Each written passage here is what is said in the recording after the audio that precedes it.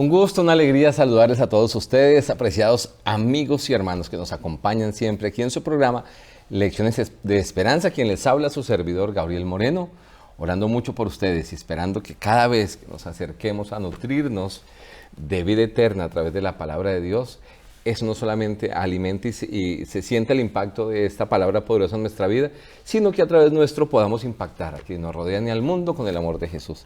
Así que gracias por su compañía con nosotros, oramos por ustedes.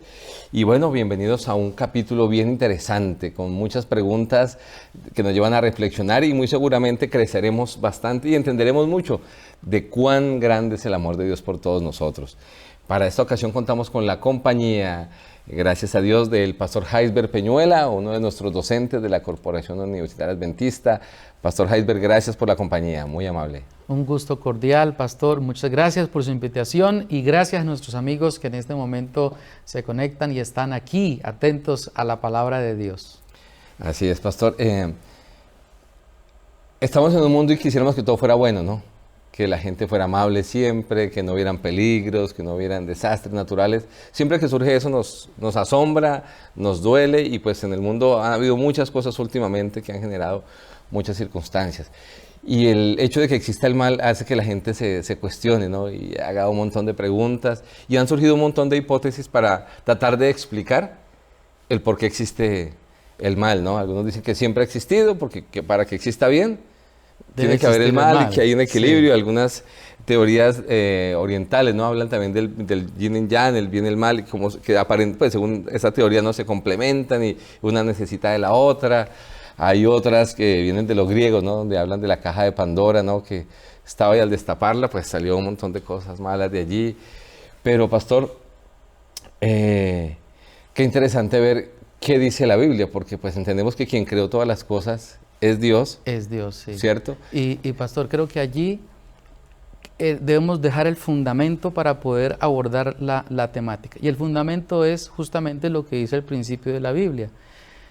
¿Cuál es la dificultad del ser humano esa reflexión filosófica, la razón que no entiende por qué las cosas son tal cual? Porque la naturaleza y el mismo comportamiento del ser humano da un mensaje ambiguo. ¿Cómo así que Dios permite todo lo que nosotros vemos? Y el fundamento es este. Algunos teólogos lo llaman un presupuesto teológico o un principio hermenéutico. Y es que uno debe entender la realidad con base en la escritura o la revelación. Pero el ser humano hace lo contrario. Quiere entender la Biblia con base en la naturaleza. Entonces uno va a la naturaleza, a la realidad. ¿Y qué observa uno en la realidad? Uno observa, pues por supuesto, el mal. Entonces ahí hay un choque de ideas y para poder comprender la realidad debo es partir de lo que dice la Biblia. Ese es el principio que nos debe guiar hacia la correcta interpretación de por qué hoy las cosas están como están. Si lo hacemos de lo opuesto, pues tratamos de acomodar lo que dice la Biblia a la maldad que encontramos en la realidad. Yo voy a tratar de, como usted menciona, pastor, de aplicarlo, ¿no? Es como si yo trato de entender un vehículo desde lo que yo veo, cuando me siento, ¿no? Dentro del vehículo, veo algo para moverlo, para frenar. Pero muy pocas veces la gente toma el manual. Correcto. Y digo eso porque me pasó hace un tiempo. Me tocó ir a un lugar y me dieron un vehículo nuevo que yo nunca había manejado, muy moderno. Y qué problemas tuve solo para aprenderlo. O sea, yo estaba ahí, como usted dice, yo trato de entender la realidad, entender la Biblia de mi realidad, va a quedar difícil. Para mí la Biblia es el manual que Dios dejó para el ser humano al crearnos. Así como cuando alguien crea un producto, ¿cierto? Y lo va a entregar, le entrega a las personas cómo utilizarlo de manera adecuada. Este es el manual para que nos vaya bien en todo aspecto, con la salud, en la familia, a nivel personal. Este libro trae respuestas para muchas de las inquietudes del ser humano, y digo muchas porque hay algunas que la Biblia dice que están reservadas por el mismo Dios. Correcto. Y no porque Él no quiera, sino porque tal vez la limitación de nuestra mente ahora, que está causada por el pecado, aunque Él quisiera explicárnosla, será como si un papá trata de explicarle a un niño de 3 años algún tema de química y de física complejo, ¿no? El niño quedaría con una idea, pero no puede comprender hasta que no vaya creciendo y entienda un poquitito. Por eso la Biblia comienza diciendo en el principio Dios. Es el principio, la Biblia, la revelación, para poder comprender lo que está allí en la realidad. El amor de Dios es lo que para nosotros debería servir la guía máxima para entender la providencia divina. Porque el amor de Dios, conjugado o a la par de un Dios todopoderoso, a veces nosotros hablamos de Dios es amor, pero si lo colocamos a la par, Dios es amor, Dios es todopoderoso, pero entonces cuando algunas circunstancias de la vida, algunas circunstancias difíciles que nos hacen derramar lágrimas, no comprendemos del todo y Dios es todopoderoso, ahí es donde uno debe hacer una pausa. Dios nos invita a que le conozcamos por amor, a que expresemos su amor, y ese amor entonces ha de regirnos, esa comprensión de los eventos tan difíciles de la vida. Pero Dios siempre ha tratado a sus hijitos de la mejor manera, de tal forma que siempre sea para nuestra mayor felicidad. No puede ser de otra forma. Ahora, ¿por qué ocurrió esto que ocurrió? Ahí es donde viene el cuestionamiento del ser humano. Si Dios entonces es todopoderoso y Dios es amor, ¿por qué algunas cosas ocurren? Dios no es culpable del mal. Y creo que esa es la esencia de lo que desde el mismo principio comienza la historia bíblica. La historia bíblica comienza diciendo que Dios hizo todo bueno, porque Dios es amor. Todo Dios lo hizo bueno en gran manera. Pero en el mismo capítulo 2, Dios comienza dando algunas señales que algo no estaba bien. Porque Él comienza hablando de cuando aún no había hombre que labrara, cuando aún, el capítulo 2, versículos 4 y 5, cuando aún no había lluvia, algo no estaba bien. Y cuando habla del árbol, del conocimiento del bien y del mal, eso me quiere decir que en la creación, o antes de la creación, algo ya no estaba bien. Dios no es el originador del mal, pero Dios sí está en la misión de erradicar el mal. Y por eso Dios ha llamado a su pueblo y a su iglesia. Nosotros hemos creído al amor que Dios tiene para con nosotros. Dios es amor y el que permanece en el amor permanece en Dios. Qué texto tan majestuoso, Esa ¿no? parte final, ¿cierto? Contundente, el apóstol Juan queriéndonos decir, mira, Dios te ama y Dios te da la oportunidad de expresar ese amor, pero todo lo que nosotros vivimos, experimentamos, todo está bajo la soberanía y el gobierno de un Dios de amor. Así es. Y no deberíamos desanimarnos, ¿cierto? Siempre tener ese principio claro. Aunque a veces no comprendamos, mantengamos siempre la fe que Dios administra todo por nuestra mayor felicidad. Así es, y miramos por ejemplo la naturaleza, ¿no? Que aún a pesar de los cambios que ha tenido a raíz del maltrato que le hemos dado, del mal que ha llegado y ha tenido su impacto no solamente en nuestras vidas, sino en el mismo ecosistema del mundo, Sí. ¿no? Y aún así podemos ver maravillas de Dios y quedar como, wow, con ciertos colores, ciertas plantas, ciertos paisajes. Pastor, a pesar de esos contrastes tan marcados, entendemos y alcanzamos a ver vislumbres de la perfección de Dios, como usted menciona, de la grandeza de Dios, y como que entendemos que Dios hace todo eso tan bueno para cuidarnos, deleitarnos y pensando en nosotros, ¿no? En base de su amor.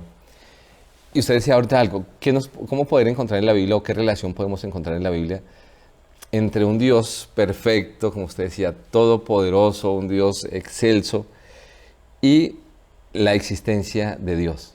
O sea, ¿en qué puntos se cruzan esos donde hablamos de la existencia? O sea, ¿qué relación puede haber entre la existencia del mal en el mundo, en el universo, y la certeza de que Dios es amor? Porque alguien puede decir, pero es que si Dios es amor, entonces ¿por qué el mal y permite que suframos? Si supuestamente buscaría el bienestar para nosotros. ¿Cómo se relaciona eso allí? De hecho, ahí Juan capítulo 4, ¿no? Nos puede dar también algunas... Nos reitera ese principio de amor. Yo creo que un principio de lectura de la Biblia para poder comprender la realidad es justamente ver el inicio y el final de la Biblia. ¿Cómo comienza la Biblia? Y lo más interesante, amigos queridos, ¿a dónde termina?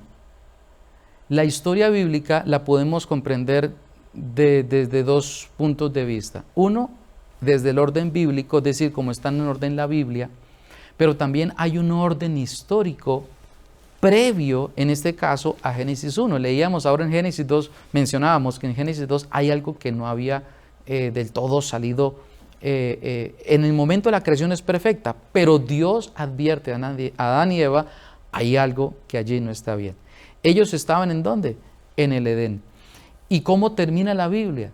Termina también Adán y Eva, los redimidos, todos los redimidos también justamente en un lugar especial en la Nueva Jerusalén, que es el Nuevo Edén.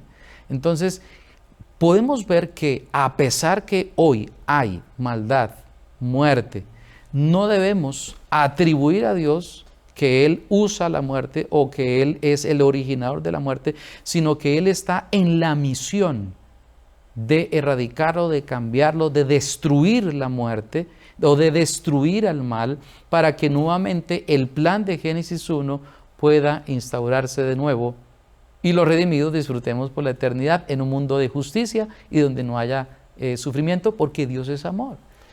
De hecho, pastor y apreciados amigos, nadie nos ama tanto como Dios.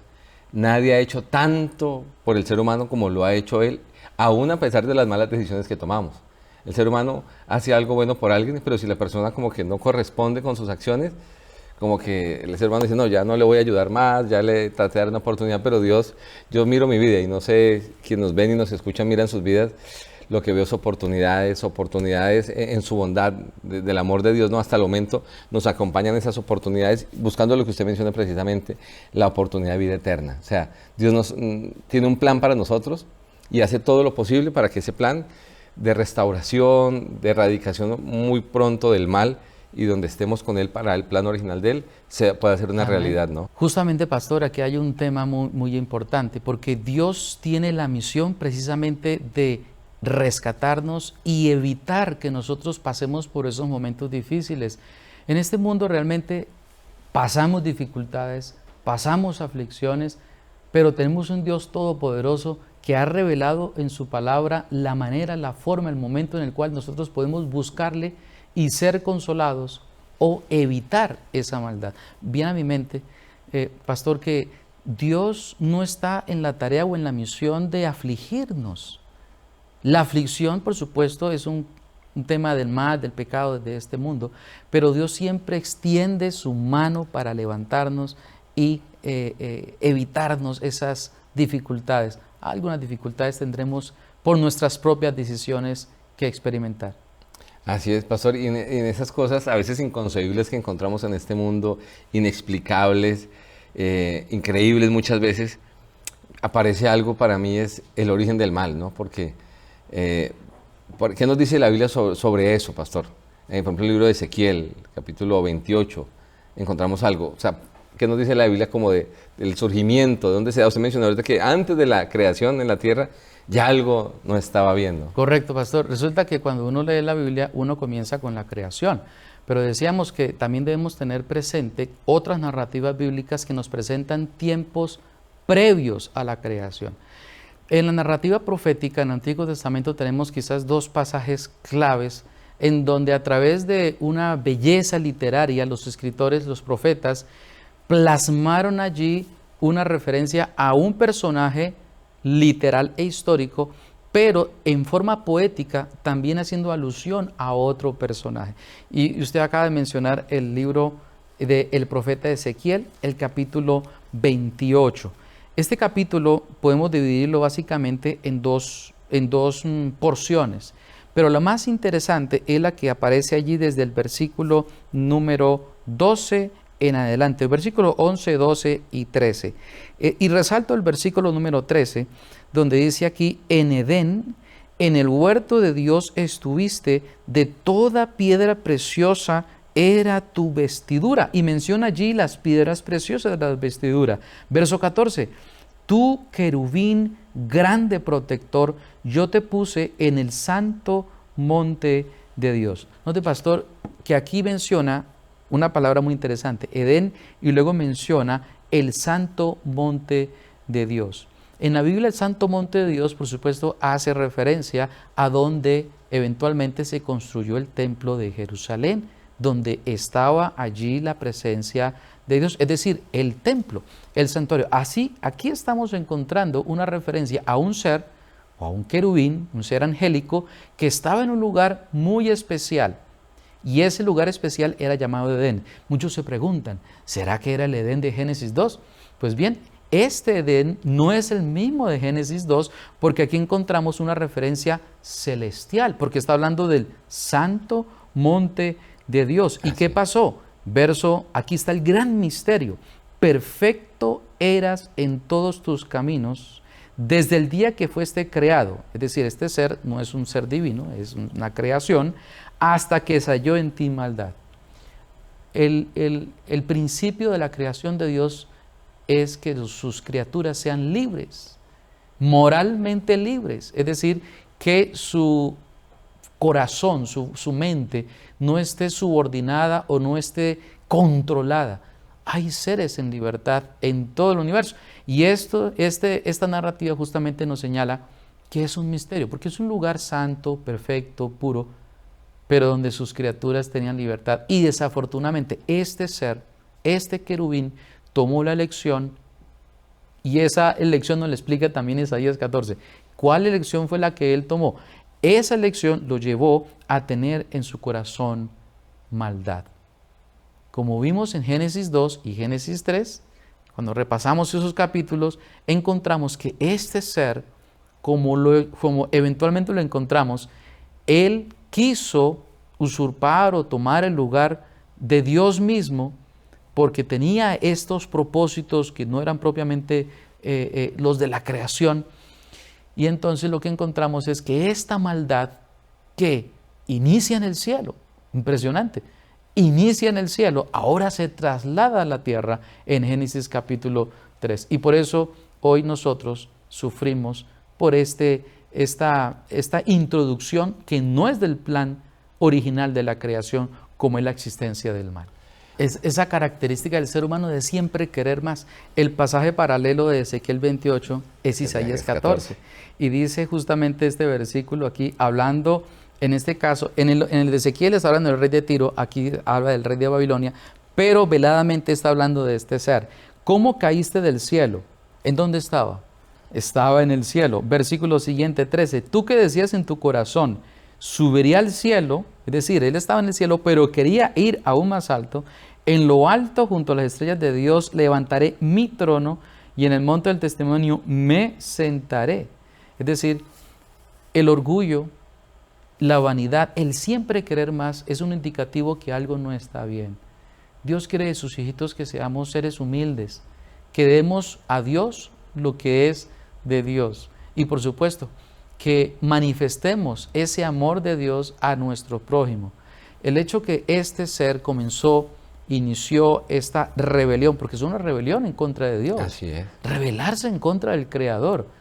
Del que tanto había hecho por él, ¿no? Por supuesto. Y sabe que esta palabra querubín de Ezequiel 28, cuando estudiamos qué es un querubín en la Biblia, encontramos que los querubines son los seres angelicales más cercanos al trono de Dios.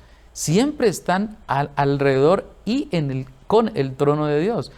Entonces, este era un ser muy especial, pero desafortunadamente a veces los privilegios, el poder, el reconocimiento o los aplausos no funcionan bien en el corazón humano. Debemos siempre buscar la sencillez y el ejemplo que el mismo Señor Jesús nos da de tener un corazón lleno de servicio y no lleno de ambición o de orgullo. Nosotros, pastor, nos gusta hablar mucho del amor de Dios, pero el amor de Dios tiene un fundamento y es la justicia. Y viene a mi mente, pastor, ya que usted lo menciona, ¿cuál sería qué debemos tener en cuenta? Viene a mi mente el rey Nabucodonosor, precisamente el rey de Babilonia. En una ocasión el rey pensó que todo lo que él había hecho, que todo lo que él había logrado era para que se lo agradecieran a él, ¿cierto? Y a veces nuestro corazón en un momento puede sentir lo mismo. Sabemos, tenemos, logramos, denme gracias, fui yo lo dije, yo estuve allí. Y la conclusión de la experiencia del rey Nabucodonosor, lo encontramos, esa experiencia en el capítulo 4. Mire cómo termina este episodio, donde él pasa por unos momentos bien difíciles. Capítulo 4 de Daniel, el verso 30, leamos. Dice, habló el rey y dijo, ¿no es esta la gran Babilonia que yo edifiqué para casa real con la fuerza de mi poder y para gloria de mi majestad? Y luego él tiene una experiencia muy diciente, muy compleja, y él termina luego de haber logrado, pasado esta experiencia, verso 37, el último versículo del capítulo 4, ahora yo, Nabucodonosor, un rey pagano, un rey, en esos momentos el rey que se distinguió por ser el periodo de más poder de la historia de Babilonia, alabo, engrandezco y glorifico al Rey del cielo, porque todas sus obras son verdaderas y sus caminos son justos. Así que, amigo querido, cuando veas algo que quizás no parece estar en armonía con lo que tú has aprendido de un Dios de amor, de un Dios de compasión, recuerda lo que dijo este rey: sus obras son verdaderas y sus caminos son justos, y Él puede humillar a los que andan con soberbia. Dios administra, es soberano, aunque haya maldad, pero Dios pronto va a terminar esta maldad y justamente el plan de erradicar esa maldad son caminos verdaderos y con obras justas. Así es, pastor. Así que vemos que en este tópico de cuando aparece la rebelión en ese universo perfecto, primero no hay razón para que surgiera, ¿no? O sea, no dio Dios nunca una razón para que existiera, pero dio la posibilidad, que son dos cosas distintas, ¿no? Al crearnos libres había la posibilidad de que alguien pensara diferente. Segundo, entiendo yo que siempre que el ser humano se ha rebelado contra Dios, ha tenido consecuencias tremendas. O sea, esa rebelión de Satanás, miremos todavía hoy cómo ha afectado el universo, la vida de los seres humanos y de muchas personas. Así que tengamos cuidado, apreciado hermano, amigo que nos ves y nos escuchas. Si por alguna razón estás pensando en hacer todo a tu manera, como lo pensó Satanás, Lucifer, ser muy cuidadosos, porque siempre, yo lo he visto en la experiencia de muchas personas, que siempre que alguien, y Dios nos da la libertad de rebelarnos contra Él, en su bondad. Que ahí está un principio, el principio de la libertad es un principio del amor. Así es, así que ojalá aprovechemos esa oportunidad que el Señor nos da. Pastor, gracias por habernos acompañado en ese importante tema. Y a ustedes, muchas gracias por acompañarnos siempre. Vamos a hacer una oración para finalizar. Eterno Dios, estamos en un universo y en un mundo que tú has creado, Señor. No hay razón para que el mal surgiera, pero surgió. Pero tu palabra dice que tú muy pronto lo vas a finalizar. Y Padre bendito, permítenos mirarte a ti, concentrarnos en todo lo bueno que haces por nosotros. Y Señor, en respuesta a esas bondades tuyas, tener hacia ti, Señor, una vida de obediencia, de servicio, pero Señor, motivada por el amor, por la gratitud y por el deseo de alabar y glorificar al grande Dios que tenemos. Señor, bendice al pastor Heisberg, a su familia, a su ministerio, Señor. Permítenos apartarnos de cualquier forma que el enemigo quiera llevarnos, a apartarnos de tus planes, de tus caminos y llevarnos a rebelión, porque solo buscaría con eso sufrimiento para nosotros. Ayúdanos para ser instrumentos para que otros puedan conocerte, conocer tu palabra, Señor, y darse cuenta que para este mundo en rebelión hay esperanza, y la esperanza es mirar a Jesús, su sacrificio y su pronto regreso. Dejo a quienes nos ven y nos escuchan en tus manos para que tú llenes de paz sus vidas, y si están pasando por conflictos, tú puedas llenarlos de paz y sabiduría para enfrentarlos. Pues lo pedimos y lo agradecemos todo en Jesús. Amén. Amén. Dios les bendiga, les guarde y les cuide, y les esperamos muy pronto en un nuevo capítulo de Lecciones de Esperanza.